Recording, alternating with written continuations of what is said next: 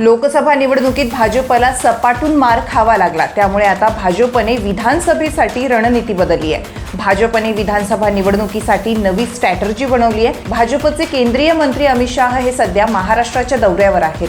अमित शाह यांनी बुधवारी नागपूर आणि छत्रपती संभाजीनगरमधील भाजप नेते, पदाधिकारी आणि कार्यकर्त्यांना मार्गदर्शन केलं।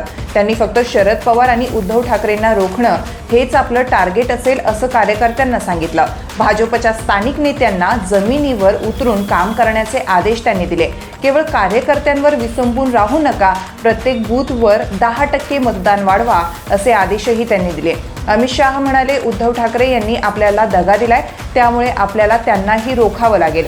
विधानसभा निवडणुकीत चांगलं यश मिळवण्यासाठी विदर्भात काँग्रेसला पराभूत करावं लागेल। अमित शाह यांनी बैठकीत उपस्थित असलेले भाजप नेते आणि कार्यकर्त्यांकडून राज्यातील परिस्थितीचा आढावा घेतला।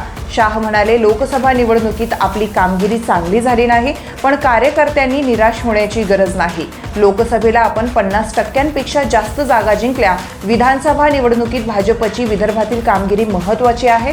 विदर्भात चांगलं यश मिळतं तेव्हा भाजपची सत्ता येते। आपल्याला विदर्भात 45 आणि मराठवाड्यात 30 जागा जिंकण्याचं टार्गेट ठेवावं लागेल असं त्यांनी स्पष्ट केलं।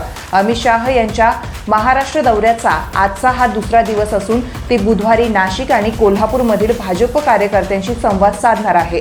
तत्पूर्वी आज सकाळी छत्रपती संभाजीनगरमध्ये अमित शाह यांनी भाजप प्रदेशाध्यक्ष चंद्रशेखर बावनकुळे यांच्याशी चर्चा केली आहे। या दोन्ही नेत्यांमध्ये बंद दाराआड चर्चा झाल्याचं सांगितलं जात आहे। आगामी विधानसभा निवडणुकीच्या अनुषंगाने अमित शाह महाराष्ट्रातील परिस्थितीचा आढावा घेत असल्याची माहिती सूत्रांनी दिली आहे।